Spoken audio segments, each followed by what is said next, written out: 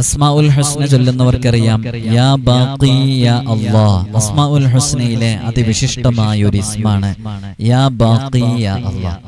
ഇന്ന് നമുക്ക് ആ ഇസ്മിന്റെ പ്രയോഗങ്ങളെ കുറിച്ച് മനസ്സിലാക്കാം. യാ ബാഖി യാ അല്ലാഹ് എന്ന് പറയുന്ന ഇസ്മ അത് മഹത്തായ ഒരു ഇസ്മാണ്. ഈ ഇസ്മിന്റെ അർത്ഥം യാ ബാഖി യാ അല്ലാഹ് എന്ന് പറഞ്ഞാൽ അനശ്വരൻ, അവശേഷിക്കുന്നവൻ, കാലാകാലം ശേഷിക്കുന്നത് എന്ന അർത്ഥത്തിനാണ് ഇത് ഉപയോഗിക്കുന്നത്. ആരുടെ അസ്തിത്വമാണോ ഭൂതകാല, ഭാവികാല, വർത്തമാനകാലങ്ങൾക്ക് അതീതമായി എന്നെന്നും ശേഷിക്കുന്നത്, അങ്ങനത്തെ അള്ളാഹുവാണ്. അവന്റെ നാമമാണ് ബാഖി എന്ന് പറയുന്നത്. അള്ളാഹുവിന് മാത്രമേ അങ്ങനെ ആ ഒരു അർത്ഥത്തിൽ അതേ രൂപത്തിൽ പ്രയോഗിക്കാൻ സാധിക്കുള്ളൂ. എന്നെന്നും നിലനിൽക്കുന്നവൻ, നശിക്കാതെ നിലനിൽക്കുന്നവൻ, അത് അള്ളാഹു മാത്രമാണല്ലോ. ഒരാൾ ഈ യാ ബാഖി യാ അല്ലാഹ് എന്ന് പറയുന്ന ഈ നാമം പതിവായി ചൊല്ലാൻ തീരുമാനിച്ചാൽ അയാളുടെ ഇബാദത്തുകൾ അള്ളാഹു സ്വീകരിക്കും എന്നുള്ളതാണ്.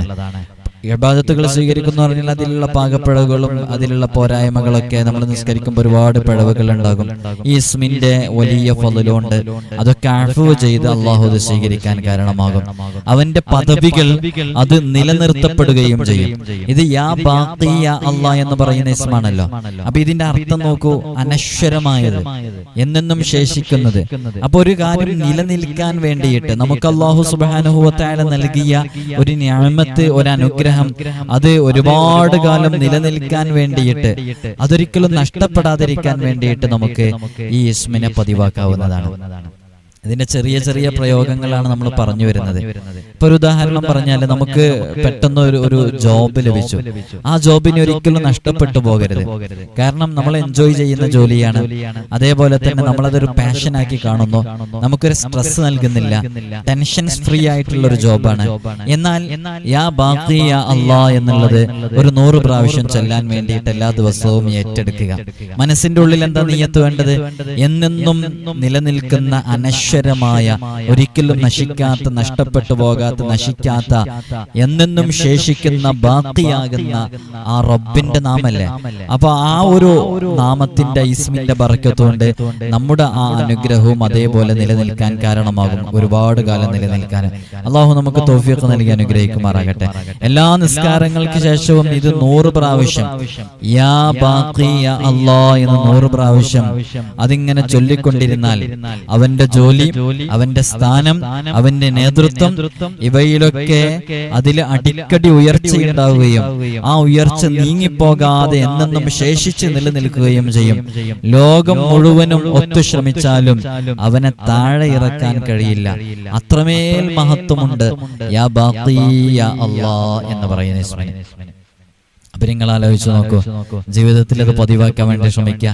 എല്ലാ വെള്ളിയാഴ്ച രാവിലും 100 തവണ ഇത് ചൊല്ലിക്കൊണ്ടിരുന്നാൽ അയാൾ ചെയ്യുന്ന എല്ലാ പ്രവർത്തനങ്ങളും നല്ല പ്രവർത്തനങ്ങളായി തീരും. അതിൽ പ്രയാസങ്ങളും ബുദ്ധിമുട്ടുകളൊന്നും ഉണ്ടാവില്ല. ഒരു വിധത്തിലുള്ള പ്രയാസങ്ങളും ബുദ്ധിമുട്ടുകളും അത് കാരണമായിട്ട് സംഭവിക്കൂല എന്നുള്ളതാണ്. ഒരാൾ ഈ ഇസ്മ ശനിയാഴ്ച ദിവസം അധികമായി ചൊല്ലിക്കൊണ്ടിരുന്നാൽ അവന്റെ ശത്രു മിത്രമായി മാറും എന്നുള്ളതാണ്. അപ്പൊ ആരെങ്കിലും ശത്രുക്കളോ അല്ല പ്രയാസങ്ങളോ അവന്റെ ജീവിതത്തിലോ കുടുംബത്തിലോ ഇടപെടുന്ന മേഖലകളിലൊക്കെ ഉണ്ട് എന്നുണ്ടെങ്കിൽ യാ ബാഖി യാ അല്ലാഹ് എന്ന് പറയുന്ന ഇസ്മ ശനിയാഴ്ച ദിവസം ഒരു പ്രത്യേക എണ്ണം കണ്ടെത്തിയിട്ട്, അല്ലെങ്കിൽ ഞാൻ ഈ ഇസ്മിന്റെ അവസാനം ഇതിന്റെ അദദ് പറയും. ഓരോ ഇസ്മിനും ഓരോ അദദ് ഉണ്ട്. ആ അദദ് പറയും. ആ അദദ് മനസ്സിലാക്കിയിട്ട് നിങ്ങൾ ആ ഇസ്മിന്റെ അദദ് അനുസരിച്ച് എല്ലാ ശനിയാഴ്ചയും ചൊല്ലാൻ വേണ്ടി തീരുമാനിച്ചാൽ അതിൽ നല്ല ഫലമുണ്ടാകും എന്നുള്ളതാണ്. പെട്ടെന്ന് നശിച്ചു പോകുന്നതോ അല്ലെങ്കിൽ കേടുവരാൻ പോകുന്നതൊക്കെ സാധനങ്ങള് അതിന് നാശമൊന്നും സംഭവിക്കാതിരിക്കാന്, അത് സുരക്ഷിതമായിരിക്കാൻ ഈ ഇസ്മ പ്രയോജനപ്പെടും എന്നുള്ളതാണ്. നമ്മൾ എന്തെങ്കിലും കച്ചവടം ചെയ്യാൻ വേണ്ടി എടുത്തു വെച്ച പെട്ടെന്ന് കേടായി പോകാവുന്ന ചില സാധനങ്ങളൊക്കെ ഉണ്ടല്ലോ, വെജിറ്റബിൾസ് പോലെയുള്ളത്. അങ്ങനെ പെട്ടെന്ന് നമ്മൾ വീട്ടിൽ നിന്നൊക്കെ ഉണ്ടാക്കിയിട്ട് സെയിൽ ചെയ്യുന്ന സംഭവങ്ങള്, അതൊക്കെ കേടായി പോകാതിരിക്കാൻ വേണ്ടി ഉപയോഗിക്കുന്ന ഇസ്മാണിത്. ഞാനിത് പറയുമ്പോൾ നിങ്ങൾ പ്രത്യേകം ശ്രദ്ധിക്കണം. അസ്മാഉൽ ഹുസ്ന എന്ന് പറഞ്ഞാല് അത് പഠിക്കാത്തത് കൊണ്ടാണ്. അത് പഠിച്ചാൽ അത്ഭുതങ്ങളുടെ കലവറയാണ്. അറിഞ്ഞു പ്രവർത്തിക്കണം എന്നുള്ളതാണ് ഇതിന്റെ ഒക്കെ പ്രാധാന്യം. അറിഞ്ഞു പ്രവർത്തിക്കുക, റിയാളയോടുകൂടെ പ്രവർത്തിക്കുക, വിശ്വാസത്തോടുകൂടെ പ്രവർത്തിക്കുക. നമ്മുടെ വ്യക്തിപരമായ ജീവിതം തെറ്റുകളിൽ നിന്ന് മാറി നിന്നുകൊണ്ടായിരിക്കുക. പിന്നെ വേറെ എവിടെയും ഒരു പ്രശ്നപരിഹാരത്തിനും അവന് പോകേണ്ട ആവശ്യം ഉണ്ടാവില്ല. അവന് അസ്മാഉൽ ഹുസ്ന കൃത്യമായി പഠിച്ചു, അതിന്റെ പ്രയോഗങ്ങൾ പഠിച്ചു, പിന്നെ റബ്ബിനോട് അങ്ങ് പറയുന്നല്ലേ. റിയാള വീട്ടിയിട്ടുണ്ടെന്നുണ്ടെങ്കിൽ അത് ഡബിൾ എഫക്റ്റ് ആയിരിക്കും അതിനുണ്ടാവുക. അതുകൊണ്ടാണ് എല്ലാ ദിവസവും അതിനെക്കുറിച്ച് ഞാൻ പ്രത്യേകം ഓർമ്മപ്പെടുത്തുന്നത്. ഇതൊരു ഒരിക്കലും കേടുവരാതെ അത് സുരക്ഷിതമായിട്ട് സൂക്ഷിച്ചു വെക്കാനും ജീവിതകാലം മുഴുവനും ആരോഗ്യത്തോടെ അവനക്ക് കഴിഞ്ഞുകൂടാനൊക്കെ യാ ബാഖി യാ അല്ലാഹ് എന്നുള്ള ഈ ഇസ്മ ഉപയോഗിക്കാൻ പറ്റുന്നതാണ്. അല്ലാഹു സുബ്ഹാനഹു വ തആല നമുക്ക് തൗഫീഖ് നൽകി അനുഗ്രഹിക്കുമാറാകട്ടെ. ബാഖി എന്ന് പറയുന്ന ഇസ്മിന്റെ അദദ് 113 ആണ്. അസ്മാഉൽ ഹുസ്നയിലെ ഓരോ ഇസ്മുകൾക്കും ഓരോ അദദുകളുണ്ട്. അപ്പൊ ഞാൻ ഈ കഴിഞ്ഞ വീഡിയോസുകളിലൊക്കെ അദദുകൾ പറഞ്ഞിട്ടുണ്ട്. നിങ്ങൾ അതിന്റെ അദദുകളൊക്കെ പറയുമ്പോൾ അത് എഴുതിയെടുത്തിട്ട് നിങ്ങൾക്ക് എവിടെന്നെങ്കിലും കിട്ടുന്ന പ്രിന്റോ നോട്ട്സോ വല്ലോ നോക്കിയിട്ടുണ്ടെന്നുണ്ടെങ്കിൽ ഇതൊക്കെ ക്രോസ് മാച്ച് ചെയ്ത് നോക്കിയിട്ട് ഏകദേശം ഒന്നാണെങ്കിൽ ആ അസ്മാഉൽ ഹുസ്നയുടെ അദദുകളൊക്കെ തുല്യമാണെന്ന് മനസ്സിലാക്കാൻ പറ്റും. അപ്പോൾ ഓരോ ഇസ്മിനും അങ്ങനെ പ്രത്യേകം അദദുകൾ നോക്കി മനസ്സിലാക്കിയിട്ട് അത് പ്രത്യേകം ചെയ്യാം. അപ്പൊ യാ ബാഖി യാ അല്ലാഹ് എന്നുള്ളത് പതിവായി ചൊല്ലുക. അത് 113 തവണ. ഞാൻ നേരത്തെ പറഞ്ഞല്ലോ, ശത്രുക്കളുമായി ബന്ധപ്പെട്ട വിഷയങ്ങളുള്ളവരൊക്കെ യാ ബാഖി യാ അല്ലാഹ് എന്നുള്ളത് ഒരു 113 പ്രാവശ്യം അത് എല്ലാ ശനിയാഴ്ച ദിവസങ്ങളിലും ചൊല്ലാൻ വേണ്ടി കരുതിയാല് ആ ശത്രുതയൊക്കെ ഇല്ലാണ്ടായി പോകും, അതൊക്കെ തകർന്നടിഞ്ഞു പോകും. അതേപോലെ തന്നെ അവര് മിത്രമാകണമെങ്കിൽ അതാണ് ഖൈർ എന്നുണ്ടെങ്കിൽ അവര് മിത്രമായിട്ട് നമ്മിലേക്ക് എത്തുകയും ചെയ്യും. അബ്ദാലുകളുടെ ദിക്റാണിത്. ഈ ഇസ്മ ഇത് ഖൽവത്തിലിരുന്ന് ചൊല്ലിയാൽ, ഖൽവ എന്ന് പറഞ്ഞാല് ഏകാന്തമായി വിജനപ്രദേശത്ത് ഒറ്റയ്ക്കിരുന്ന് ചൊല്ലിയാൽ, ആരുമില്ലാത്ത സ്ഥലത്തിരുന്ന് ചൊല്ലിയാൽ അവന്റെ ഉദ്ദേശങ്ങൾ പൂർത്തിയാകുമെന്നുള്ളതാണ്. ഒരു രോഗിയുടെ തലയിലൊന്ന് കൈവച്ചാൽ മതി, ആ രോഗം സുഖപ്പെടുമെന്നുള്ളതാണ്. അപ്പൊ ഇതൊക്കെ ഇങ്ങനെ ഫലം ചെയ്യണമെന്നുണ്ടെങ്കിൽ, ഇതൊക്കെ മഹാന്മാര് കിതാബിൽ രേഖപ്പെടുത്തിയതാണ്. ഇതൊക്കെ ഇങ്ങനെ ഫലം ചെയ്യണമെന്നുണ്ടെങ്കിൽ അസ്മാഉൽ ഹുസ്ന മുറുകെ പിടിക്കണം. ഞാൻ ഇത്രയും ദിവസം ഇങ്ങനെയൊക്കെ പറഞ്ഞിട്ട് ഒരുപാട് ആളുകള് ഉസ്താദേ ഞാൻ അസ്മാഉൽ ഹുസ്ന എന്റെ ജീവിതത്തിനോട് ചേർത്ത് പിടിച്ചു, ഞാൻ അസ്മാഉൽ ഹുസ്ന മുറുകെ പിടിച്ചു. ഉസ്താദ് അതിന്റെ ഘട്ടങ്ങൾ പറഞ്ഞിട്ടുണ്ടായിരുന്നല്ലോ, മുറുകെ പിടിക്കുന്ന ഘട്ടങ്ങള്. അതിന്റെ ആദ്യ ഘട്ടം പൂർത്തിയായി, രണ്ടാമത്തെ ഘട്ടം പൂർത്തിയായി, മൂന്നാമത്തെ ഘട്ടം പൂർത്തിയായി. ഇങ്ങനെയൊക്കെ പറഞ്ഞറിയിച്ച ഒരുപാട് ആളുകളുണ്ട്. അല്ലാഹു അവർക്കൊക്കെ വലിയ ബറക്കത്ത് നൽകട്ടെ. അസ്മാഉൽ ഹുസ്ന മുറുകെ പിടിച്ചോളൂ. ഇത് കേൾക്കുന്നവരോട് പറയാണ്, അസ്മാഉൽ ഹുസ്ന മുറുകെ പിടിക്കാൻ പറ്റുന്ന നല്ലൊരു അവലംബം തന്നെയാണ് ആ അസ്മാഉൽ ഹുസ്ന മുറുകെ പിടിക്കുക. നന്നായിട്ട് മുറുകെ പിടിക്കുക. ആ അസ്മാഉൽ ഹുസ്ന മുറുകെ പിടിക്കുന്നതിന്റെ ഘട്ടങ്ങൾ എന്താ? ആദ്യമായിട്ട് അസ്മാഉൽ ഹുസ്ന കാണാതെ പഠിക്കുക.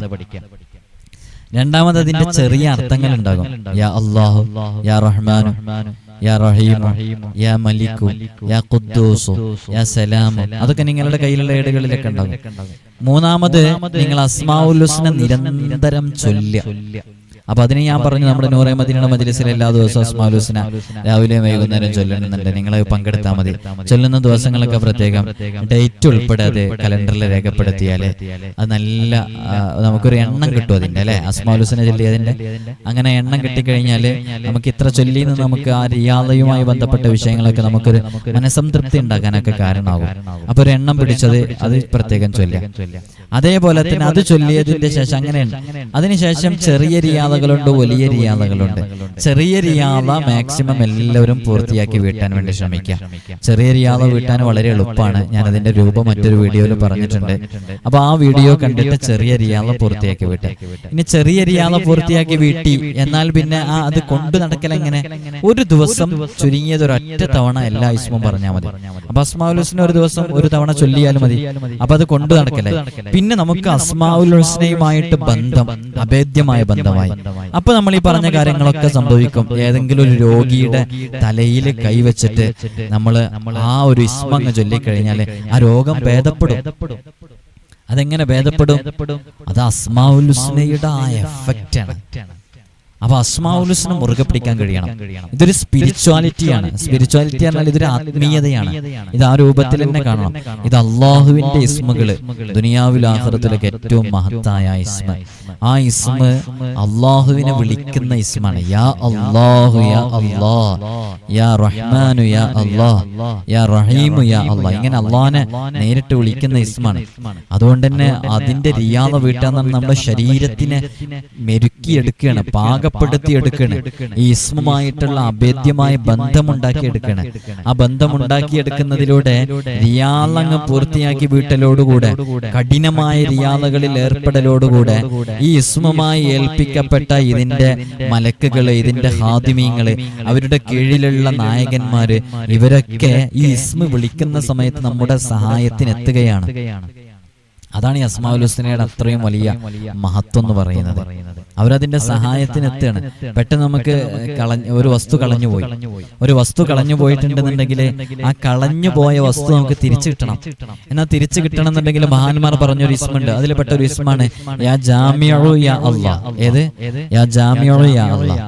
അപ്പൊ നമ്മൾ ആ കളഞ്ഞു പോയി, നമ്മുടെ കയ്യിൽ നിന്ന് ഒരു മൊബൈൽ ഫോൺ നഷ്ടപ്പെട്ടു, ഒരു പേഴ്സ് നഷ്ടപ്പെട്ടു, ഒരു ഗോൾഡ് നഷ്ടപ്പെട്ടു, യാത്രക്കിടയിൽ നമ്മൾ നിരാശരായിരിക്കുകയാണ്, ആർക്കും അത് കണ്ടെത്താൻ സാധിക്കുന്നില്ല. എന്നാൽ അവന് പെട്ടെന്ന് യാ ജാമിഉ യാ അല്ലാഹ് ആ നിയ്യത്തോടു കൂടി ഒരൊറ്റ തവണ വിളിക്കുകയാണ്. ആ പ്രതിസന്ധി ഘട്ടത്തില്, ആ ഇൽത്തിറാറിന്റെ ഘട്ടത്തില് അങ്ങനെ അങ്ങ് വിളിക്കുന്ന ആ സമയത്ത് അതിന് കൃത്യമായ മറുപടി വരികയാണ് അള്ളാഹുവിന്റെ ഭാഗത്ത് നിന്നല്ലേ. ആ മറുപടി അങ്ങ് വരലെങ്ങനെ? അത് ഈ ഇസ്മമായി ഏൽപ്പിക്കപ്പെട്ട ചില മലക്കുകളുണ്ട്, ചില ഹാദിമീങ്ങളുണ്ട്, ഇതിന്റെ അക്ഷരസംഖ്യകളുമായി ബന്ധപ്പെട്ട ചില സവിശേഷതകളുണ്ട്, ചില പ്രത്യേകതകളുണ്ട്.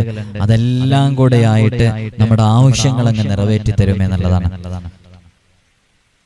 അല്ലാഹു സുബ്ഹാനഹു വ തആല ഇതുകൊണ്ട് അമൽ ചെയ്യുന്ന എല്ലാവർക്കും അല്ലാഹു സുബ്ഹാനഹു വ തആല നല്ല റിസൾട്ടും നല്ല ഫലമൊക്കെ നൽകട്ടെ. ഇൻഷാ അല്ലാഹ് അസ്മാഉൽ ഹുസ്ന 99 തവണ എന്ന് പറഞ്ഞിട്ട് ഒരു വീഡിയോ പ്രത്യേകം ചെയ്തിട്ടുണ്ട്.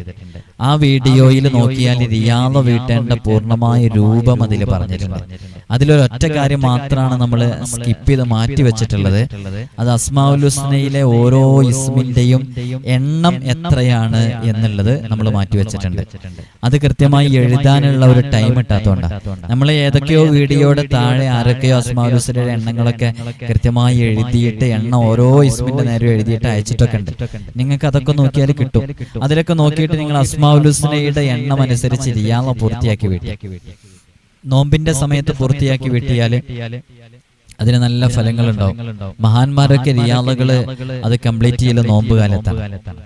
നോമ്പ് കാലത്ത് എന്ന് പറഞ്ഞാല് അവര് സുന്നത്ത് നോമ്പ് എടുത്തിട്ടാണ്. നോമ്പുകാരായിട്ട് പൂർത്തിയാക്കി വീട്ടാൻ വേണ്ടി ശ്രമിക്കാം. ഇസ്മുകളെ കൊണ്ട് നല്ല പവർഫുൾ ആയിട്ടുള്ള അമലുകൾ നിരന്തരം ചെയ്തുകൊണ്ടിരിക്കുക. അസ്മാഉൽ ഹുസ്ന മുറുകെ പിടിക്കുക. ചൊല്ലാത്തൊരു ദിവസവും ഇല്ലാതിരിക്കുക. അസ്മാഉൽ ഹുസ്ന ഏത് സമയത്തും നമുക്ക് ചൊല്ലാം. നമുക്ക് ശുദ്ധിയില്ലാത്ത സമയങ്ങളിൽ ചൊല്ലാം. ഖുർആൻ അല്ലല്ലോ, അസ്മാഉൽ ഹുസ്ന എപ്പോഴും ചൊല്ലാം. എപ്പോഴും ശുദ്ധിയോടുകൂടെ ചൊല്ലലാ നല്ലത്. ചില സമയത്ത് നമുക്ക് ശുദ്ധി ഉണ്ടാകാൻ പറ്റാത്ത സമയങ്ങളുണ്ടല്ലോ, ശുദ്ധിയാകണം എന്ന്. ഇപ്പൊ വുളു ഇല്ലാത്ത സമയത്ത് നമുക്ക് വുളു എടുക്കാൻ തീരുമാനിച്ചാൽ വുളു എടുത്ത് നമുക്ക് ശുദ്ധിയാകാൻ പറ്റും. ഒരു സ്ത്രീ അവര് മെൻസസ് ആയ സമയത്ത് അത് പെട്ടെന്ന് അതിൽ നിന്ന് ഇപ്പൊ ഈ 3 മണിക്ക് തന്നെ അല്ലെങ്കിൽ ഈ 4 മണിക്ക് തന്നെ ശുദ്ധിയാകണം എന്ന് കരുതിയ ശുദ്ധിയാകാൻ പറ്റില്ലല്ലോ. അപ്പൊ ശുദ്ധിയാകാൻ പറ്റുന്ന സമയങ്ങളിൽ ശുദ്ധിയാക്കിയിട്ട് ചൊല്ല, അല്ലാത്ത സമയത്ത് അത് ആ രൂപത്തിലും ചൊല്ല. അതിനൊക്കെ നല്ല ഫലങ്ങൾ ഉണ്ടാവും ഇൻഷാ അല്ലാഹ്. അപ്പൊ അസ്മാഉൽ ഹുസ്ന നല്ലോണം മുറുകെ പിടിക്കുക. അതുകൊണ്ടുള്ള അമലുകളും പഠിക്കുക, നന്നായി പഠിക്കുക. ഇൻഷാ അല്ലാഹ് അതിനെ കുറിച്ചൊക്കെ വീഡിയോ ചെയ്യുന്നുണ്ട്. പഠിച്ചിട്ട് കൃത്യമായി ചെയ്യുക. അപ്പൊ അതിന് നല്ല ഫലങ്ങൾ ഉണ്ടാകും. അല്ലാഹു സുബ്ഹാനഹു വ തആല നമ്മെ സ്വീകരിക്കട്ടെ. നമ്മുടെ പറഞ്ഞതും കേട്ടതും ഇൽമും കേട്ടതും തഅല്ലും നിങ്ങൾ കേട്ടത് എല്ലാം അല്ലാഹു സുബ്ഹാനഹു വ തആല ഹസനാത്തിന്റെ പട്ടികയിൽ രേഖപ്പെടുത്തി അനുഗ്രഹിക്കുമാറാകട്ടെ.